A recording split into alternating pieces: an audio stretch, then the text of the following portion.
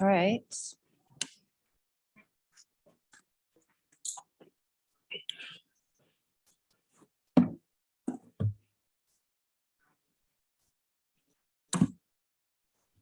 Town hall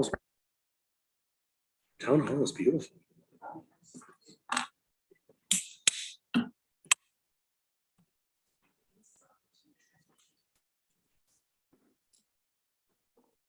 All right, good afternoon. 12 o'clock, and we do have a quorum, although we don't quite have all our members yet.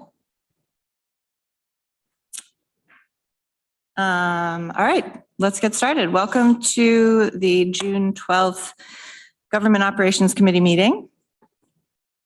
Do we have any changes to the agenda that anyone knows of? All right. Any comments from the public? Okay, no comments. Let's go ahead and do the advisory board appointment,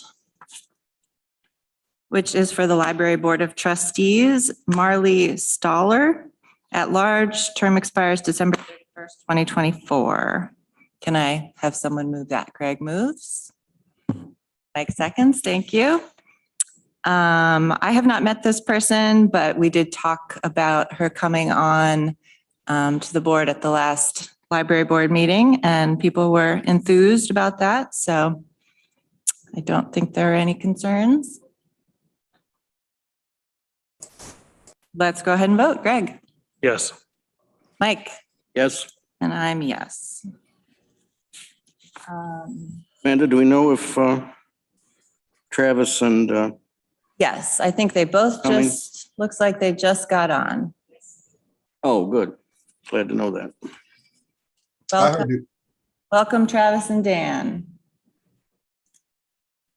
All right, let's take the minutes of May 5th. Can I have somebody move that? Greg, seconded by Dan, thank you. Questions, comments, changes on the minutes? All right, let's vote. Greg? Yes. Mike? Yes. Travis? Yes. Dan? Yes. And I'm yes, thank you. Okay, we have a resolution from administration. Let's see. Well, resolution to update the administrative policy manual, policy 03-21, telework arrangements, and policy 03-22, flexible work schedules, ID 10947. Can I have somebody move that? Greg, thank you. Travis, you second? Yep. Lisa, is there anything you want to tell us about this? Well, these two policies were recently updated. Amy Hendricks had a role in working with departments and others to update these. So I would defer to her for questions or more information. Amy, is there anything to explain about it? No, I think that it's in the resolution that we just took a long look at these two policies. We worked with a group of department heads and other members of the of different management levels, looking at what these two policies said pre-COVID, and then in post-COVID, it seemed to make sense to update them to utilize the lessons we learned. And so they continue to offer the ability for telework and flexible work scheduling while maintaining customer service for those members of the public that are coming into our buildings and spaces. Great, thank you. Questions, comments? Mike Lane? Amy, I realize that it's important to have this kind of flexibility. We're beginning to hear, at least nationally, about a lot of corporations and others that are requiring their employees to be present in their facilities, in their offices. How do we make sure that our productivity stays where it ought to be if we're having more people working remotely? So there's still there's still a presence in the office at least 2 days per week. So it allows for 3 days to be remote or telework. And a part of this is all in the evaluation atmosphere. It's making sure that our managers are talking with their employees and evaluating the workload, just like they would do if they were in person. While we are hearing of some companies that are deciding to bring employees back, some are sending employees completely home and staying remote. So I think it's going to be a balancing act for all of us as we figure out what is the best way. Both of these policies already existed, and the change with the remote work piece or telework piece, we went from having people in the office or being able to work from home 2 days a week to we added a third additional day. So there'll be metrics in place with each supervisor to ensure that they're continuing to measure productivity and get the results. Can you give me an example of what the metrics might look like? It will be your standard performance evaluation. So are they completing the tasks that have been assigned to them in a timely manner? Are they responsive? Are they available? So not all positions will be eligible for telework.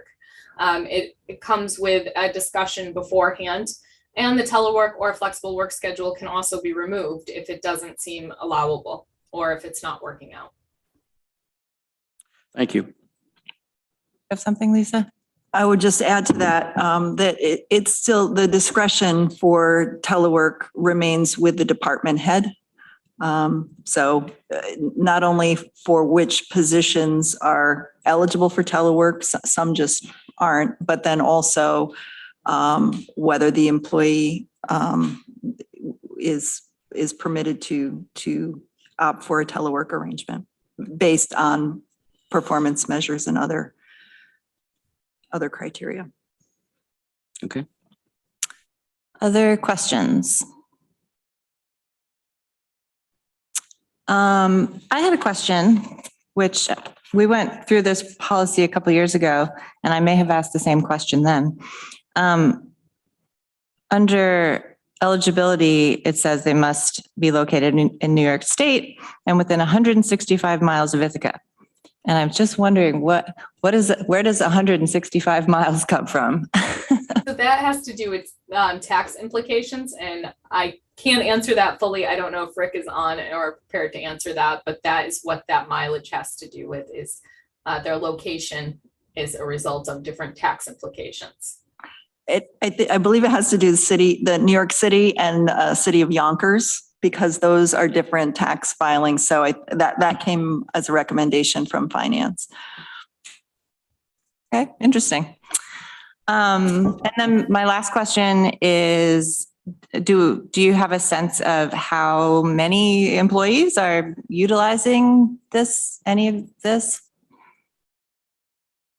I don't have a current number. It does vary quite dramatically from department to department. I know, for instance, our planning department is utilizing this, I think, with all of their employees. One of the pieces to this too is with the experiencing of higher gas prices as well as COVID. It allows those options too. So there's some benefit there still. Yeah, definitely. Okay, are we ready to vote? All right, Greg. Yes. Mike. Yes. Travis. Yes. Dan. Yes. And I'm yes. Great, thank you. Thanks for working on that, Amy. And we always love when policies come to us. All right, let's move on to our redistricting commission. I believe we have the chair of the commission, Hank DeLay. If you and folks want to come on up to the table, that's great. Sorry, excuse me. Let's see, Margaret Hobby is here, Vivek Iyer, Marsha Lynch, and we have a couple of folks on the screen, Jan Vink, and our wonderful Greg Potter is here, who has worked with the commission throughout the process. So for everyone's, just to remind everyone, this is just a discussion today. The commission recently voted to pass this recommendation, and we're going to hear about it today, have a chance to ask questions. And then I believe, and Brittany can correct me if I'm wrong, we're going to ask you folks to come to a full legislature meeting to update the whole legislature in the end of June. Yes. Yeah.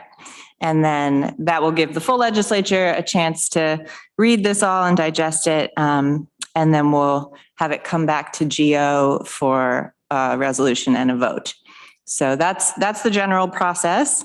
And maybe I'll turn it over to Hank and Greg, and thank you all for being here. Well, thank you very much, Amanda. Hank, sorry. Before you get started, can you and Marcia pull the nameplates in front of you down? Thank you. Certainly. Whoops. Thank you very much. Sorry, Dan. Okay. First, let me start by thanking all of you for our appointments. It was back in November of 2021 that this committee recommended the slate of candidates to the county legislature to serve on the County Independent Redistricting Commission. You chose several veterans of the redistricting process. Margaret Hobby, Jeff True, and I had served 10 years ago on the previous endeavor. Marcia certainly was close to it, covering it for the county in a communications role. But other members were, I think, experiencing local government for the first time. And that made for a very nice mix. Everyone on the commission was dedicated to its work. You know from seeing our minutes that we had really full attendance at virtually every session. We worked every other week from January through May on this process. I want to thank the staff. You've already mentioned our distinguished staff director, Greg Potter. Let me add Svetlana Borovska, his right arm in information technologies. Dominic Recchio, who helped us repeatedly in terms of getting the word out to the public that we were inviting comments from the public and circulating to the media the information that was available. And of course, Brittany Greet was day in and day out your liaison with us, providing absolutely first-class support through our minutes and so on. The state legislature in 2021, passed Chapter 516 of the laws of 2021, which amended the municipal home rule law and set forth the detailed statutory guidelines that we were to follow. And those, I think, were not terribly different, except in one respect, and that is that it narrowed the permissible deviation between the most populous and the least populous districts, which had been for decades a 10% deviation. The state legislature and the governor cut that to a 5% deviation. That did indeed make it more challenging for the commission to develop our lines. As you know, we are required to utilize the census blocks that are developed by the United States Census Bureau in doing our work. And while I found that the public often assumed that those census blocks were perhaps either equivalent to local city street blocks, or that they would be somehow roughly even in size, they are far from that. And our work made clear that we had, in some instances, census blocks that had over 2,300 individuals in a single census block. The next one next to it had 923 people. That constitutes virtually half of the size of a legislative district, just in 2 census blocks.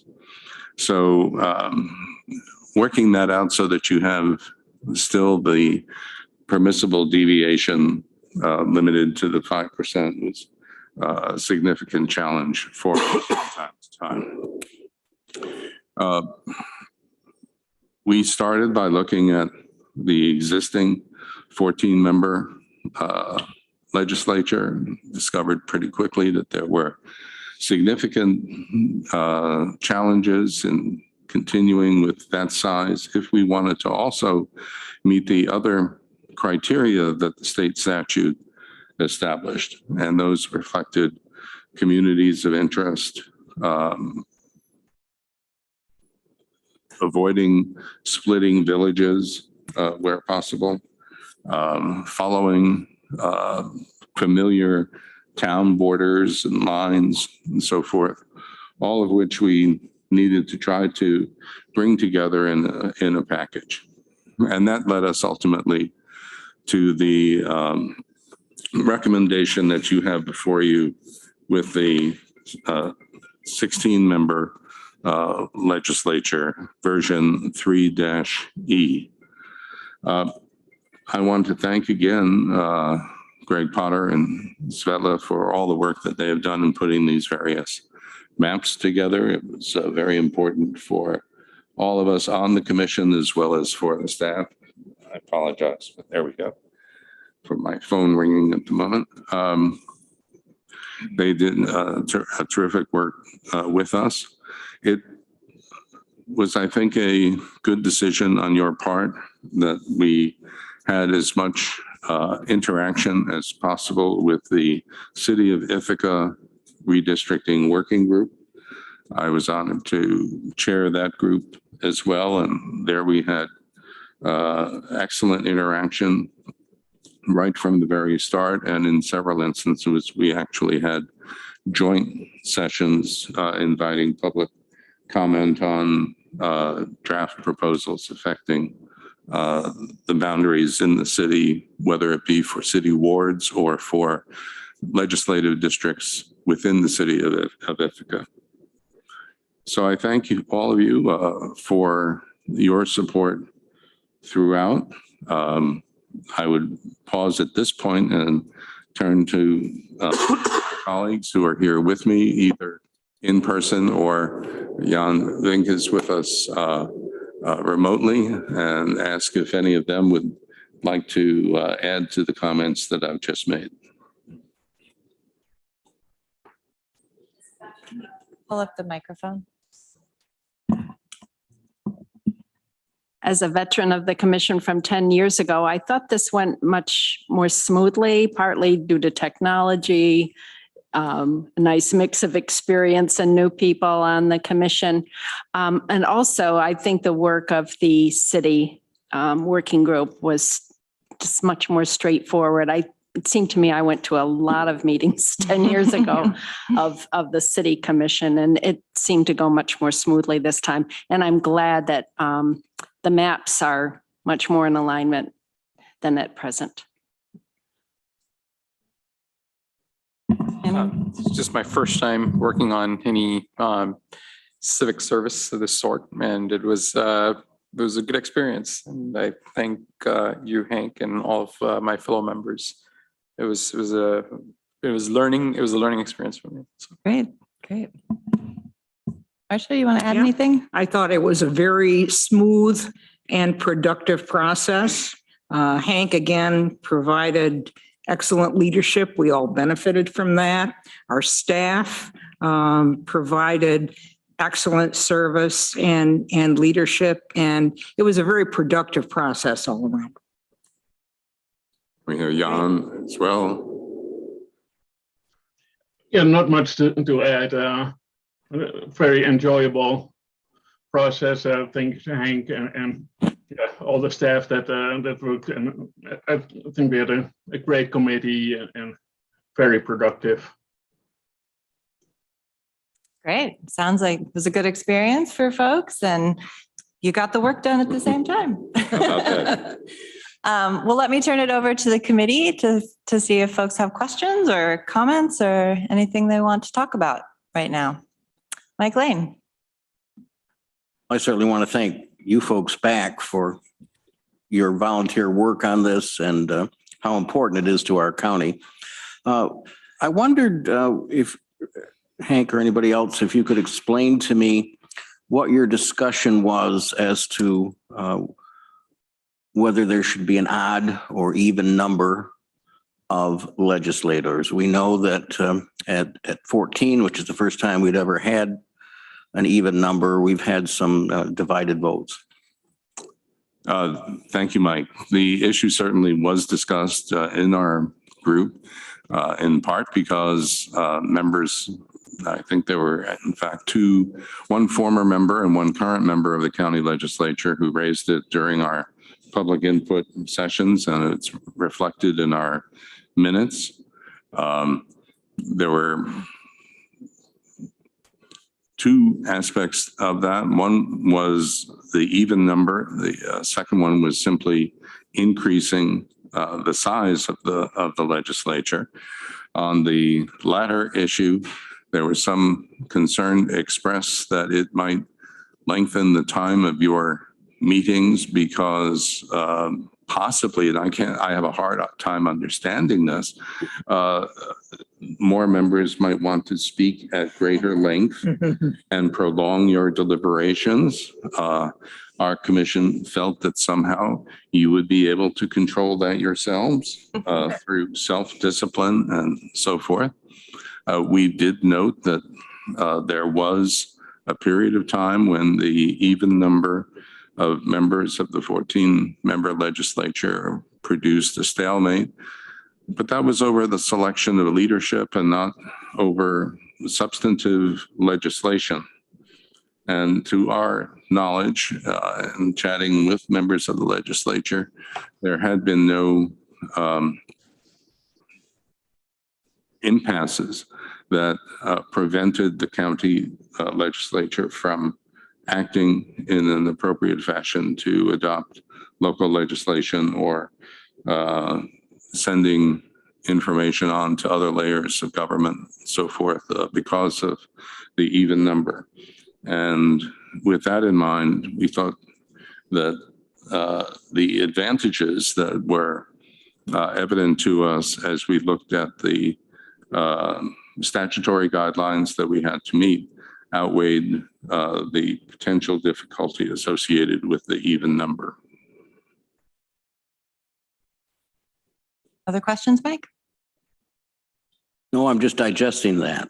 I do think there were other times when stalemates occurred, thinking very, very specifically about when the proposed local law to change our terms for this. So we would have been elected for 2 years so that we would not be out of sync with the 2020 census until 2026, which is what we are at this point.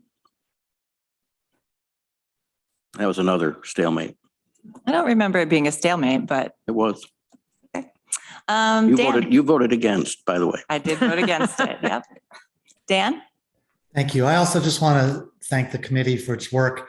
I was involved in the interviews and I attended one of the meetings and I read the report. And really, it's just everything that this process should have been. Also the work with the city commission, the city redistricting commission, that was like really admirable. It didn't happen so well in 2010, not because of the county's fault, in my opinion. So I was really glad to see all that go smoothly this time. And, for the 2010 one, as far as I know, we were the only county in the whole state to do independent redistricting. There might've been one other one. I don't know the status this time, but I was proud. I've been proud of us all these 10 years. I brag about this a lot. And I'm still really proud that we are doing this independently. And this commission really rose to the occasion. So thank you. I would agree with all of that. Other questions or comments? I would just ask, so with the city districts, now there will be 5, and do those line up pretty accurately with the city council lines?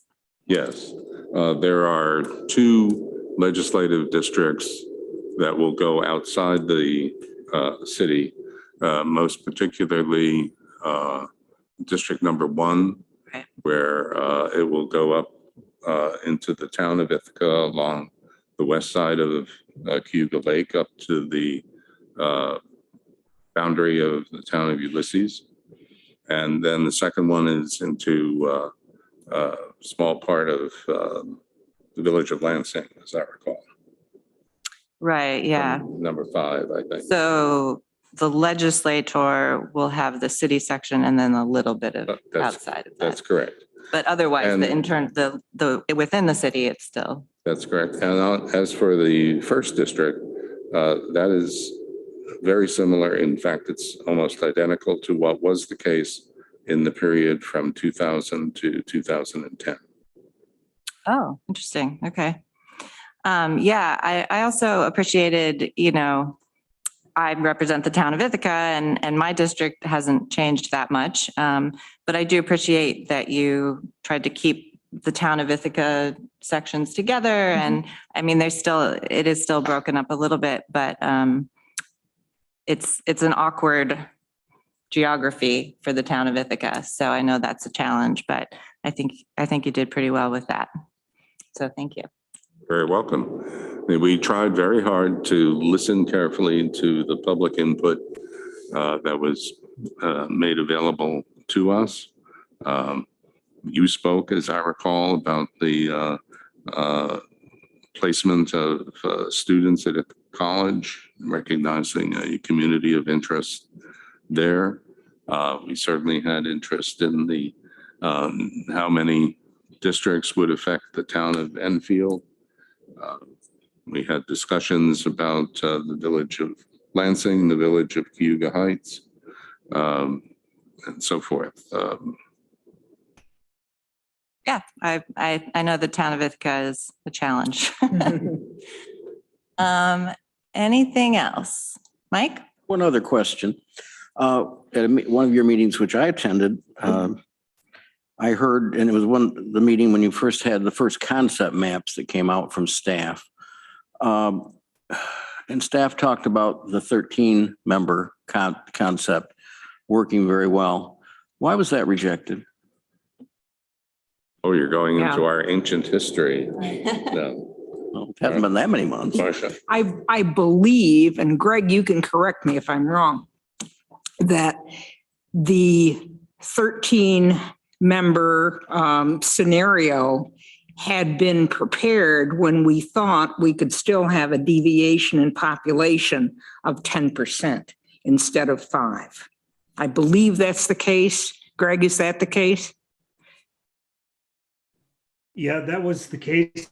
And we developed that prior to the city of Ithaca presenting or drafting a map to begin with, to try and make the boundaries as contiguous as possible. Mm-hmm.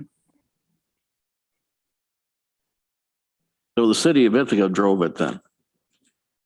But you can say it was a factor. We believe that it would be desirable for voters to have readily understandable lines that would be closely related between ward boundaries and legislative district lines.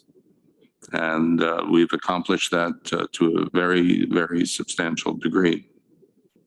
Okay, thank you. I would just ask Greg Potter, do you have any thoughts you want to add? The only information for you and the public that are watching this is that all the information is presented on the county's website for redistricting off of the main homepage. And so the proposed map and individual maps for each proposed district, along with the narrative for the final report, are available, along with all previous minutes and agendas. Great, thank you for that reminder.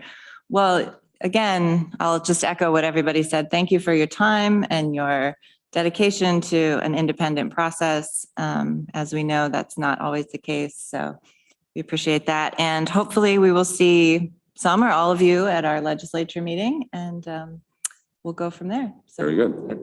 Thank you. yeah, thank you all for being here today. Thanks very much.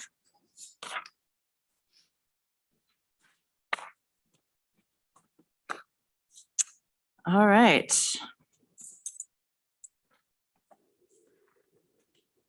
Let's go ahead to, we have a resolution for the legislature. Somewhere. Okay, we have resolution establishing standard work days for elected and appointed officials of Tompkins County. Can I have someone move that? Travis moves, Mike seconds. Can What we is make there? them work more? What's that? Can we make these 5 work more? I think we should, yeah. So this includes 4 of our newly elected legislators, and then legislator Dan Klein also re-upped his time. I don't know if there's anything to say about it, Brittany, or people have questions or want to ask Greg or Travis or Dan how much they are actually working. Dan? Thanks. I'm not going to answer your question, Amanda. I just had a question. I should have asked this in advance by email and I did not. So maybe no one here can answer this. When you look at the resolution itself, which is on packet page 68, along the top, it says title, standard workday, name, and then it says tier 1. And I'm wondering what that's doing there because we're not all tier 1. In fact, none of us are tier 1. I wish I was, but I am not. Was that just like left over from a previous form or am I misreading something? That's any idea, Brittany? That's likely what it is. I know we've used this resolution form a few times, so I'll follow up with Kathy about that. And Okay. Thank you. Okay, great. Thank you. So, right. So this will come to the legislature at our next meeting or? Yes. So Think. we can clarify that. Yep. Great. Thanks, Brittany. I think it's interesting that Dan and Greg have the exact same number. Did you guys plan that, Dan? Right. So it's not collusion. And I would actually like to initiate a formal ethics complaint against Greg for copying my homework. Oh, my gosh. Well, Greg, I also know that Greg was, got down to the wire about actually turning his hours in. So, you know. Tough crowd today, huh? Tough crowd. I think our ethics board is much too busy right now. Yeah, I'm not going to take your claim seriously, Dan. Thank Okay. you. I withdraw. Any serious questions or concerns? All right. It's not a very serious group. Let's go ahead and vote. Greg, Yes. Mike, Yes. Dan, Yes. Travis, Yes. and I'm yes. All right. Thank you for that. All right. We're speeding through today. I just was gonna say a couple things as committee chair. The public library has started up again their search for a director. As you may remember, they went through a process for a long time last year, but the search process did not result in a new director. But they are getting that going again. I believe the announcement is posted maybe starting today. So they are advertising again. Nina Schultz, who is one of the trustees, and Teresa Vatican, who's the current interim director, are going to be heading the search.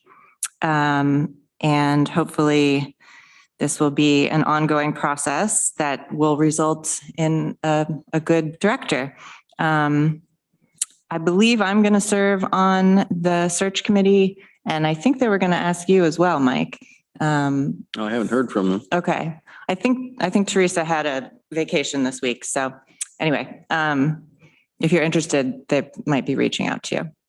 So I'll look for that. I'd certainly be interested if I can make it work. yeah, right. I'm not sure exactly the timing. I think they have a process of trying to, deal with the interview questions and put the whole thing together. And then the interviews would probably be later in the summer. I'm not sure.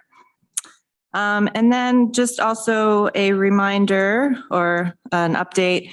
Our small subcommittee of Greg and Dan and I, along with Brittany and Kathy, are still working on the revisions to the advisory board policy and how we deal with advisory boards and the large workload that the clerks have to undertake to deal with that part of their job. So we are going to be looking at that policy in July. We set a meeting, and hopefully when we get to a place where we're comfortable with that, we'll be sending it over to Lisa and Jesse and probably the attorney's office as well. And we'll go from there. So it's an ongoing process. It's been a slow process, but I think we're slowly making progress.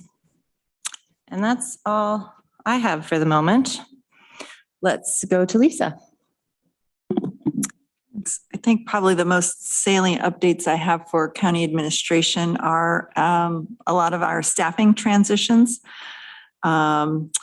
So on Tuesday of this week, Norma Jane began as our new budget director, new in this administration, but not new to the county. She had worked for the county for, I believe, 12 years in a very similar role in administration. So we're really pleased to be welcoming her back to the team.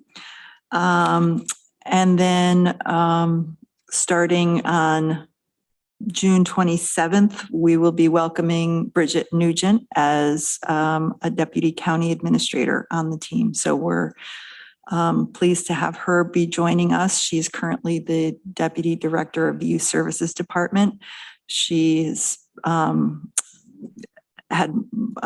multiple leadership roles, and notably in during the COVID-19 response, she was a valued member of the EOC team. So she's worked with a lot of departments before, and we're glad to be welcoming her on board. And then, as you know, later this month, Amy Hendricks and our current Deputy County Administrator and Chief Equity and Diversity Officer, Deanna Carruthers, will be leaving the county for great new opportunities for both of them. But we're certainly, I for one, going to be very heartbroken to see them leaving. So we're going to be posting both of those job opportunities in the coming weeks, and looking forward to those searches in the near future. Great, thank you. I think we all share your sentiments of happiness for them moving on to good things, but at our loss. So, any questions or comments, Mike? Couple of things. Amanda, does the legislative office report here, or is that to budget? Yeah, okay, it does. So at some point, I hope our committee can begin talking about the structure of the legislative office, because we know there's going to be changes there too. Right. And as far as administration, where all the changes are happening, is there a position diagram for your department? An org chart. I don't know that there is one, but no, I don't think there is one. I mean, there's one in my mind. I can certainly I'm sure there translate it. You know it, but Yep. and I think if some point we could have something like, nothing fancy, Sure. like that, it would be helpful to us to understand the positions and who reports to whom and that kind of thing. Thank you. Great, thanks. Anything else for Lisa? All right, Amy's here. Amy, anything you want to report us on? No, just working on transitioning things and helping assist before I leave later this month. But thank you all for everything, and thanks for being. Isn't this the Gold Star Committee or what? Crown Jewel. Crown Jewel. Crown Jewel. Yes. Yes, okay. Well, thank you for that. And I appreciate everything that you guys are doing, and good luck to everyone. Well, good luck to you, Amy, and thank you for all you have done for county government, but also for the people of Tompkins County. So thank you for your service. Here, here. Yeah.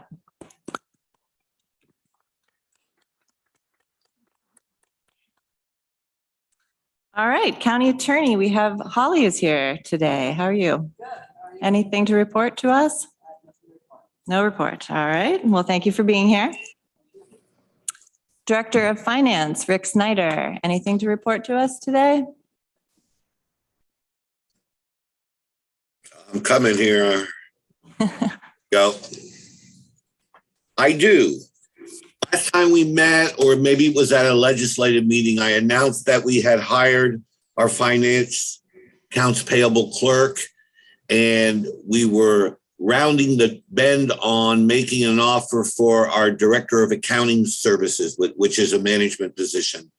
I had sad news right after that meeting, about 10 days ago, that our financial accounts payable clerk had pulled her name from the offering after having formally accepted the position. A week later, she decided not to leave her present job. So we lost that key position and had to start over. We did have a list of names that we were going to meet with. The day before, we had just sent out the so sorry letters. You weren't selected to be our accounts payable clerk. And so I had to call people who had been already told that they weren't getting the position. So I wish I would have held off one day with HR in sending out those rejection letters. But we basically had to start over and look through the list of people who had submitted their names. We had 4 good candidates, and we still could not place the position, which was sad news for my staff. They were really excited about getting somebody here to start about 2 weeks ago. I do have good news, though, that out of the original list of applicants, one of those that we interviewed, I did call and told her about the position reopening, and she was interested in looking at the position and meeting with us again. Since that time, matter of fact, it was just moments ago, 5 minutes before 12, that I did talk to her on the phone. She has accepted the position, and she will. I have references to check on that person, but it looks like we have a good fit, and we now have someone else to take the financial accounts payable position, hopefully with the start date of June 27th. And my final piece of good news is that we did get an acceptance to our offer for the Director of Accounting Services, and that position has been formalized and formally accepted, references checked, and that employee, who I'll be introducing more formally at a subsequent meeting, once I tell my staff all about who these 2 new individuals are, that employee will also start on June 27th. So it's been a hard job market out there, but we do have 2 candidates that we're happy with, and those positions should be filled. Great. That's all good news then. Any questions for Rick? All right. Well, thank you for being here and giving us some updates. You're welcome. Dominic, do you have any updates for us? No significant updates. Just to let you know that COVID-related items continue to slow down, which has allowed me other time to work with various different departments. I think we've done a pretty good job with our Board of Elections communications recently. For example, it was something I was really looking forward to doing. And the sharing out the new maps for the state Senate district, the congressional district, recruiting poll workers and some of those other areas. So I've been spending a lot more time working with different departments on other pressing issues, them planning and some other key departments that we had a bit of a backlog of things to communicate. So things have been going well, and I don't have anything additional to report unless you all have any questions. All right, any questions for Dominic? Okay, thank you very much. Thanks for being here. Any updates or thoughts from committee members about anything you want to bring up? All right. Thank you for a good meeting, fairly short, and we will see you all again next time. We are adjourned. Thank you. The discussion earlier, sorry.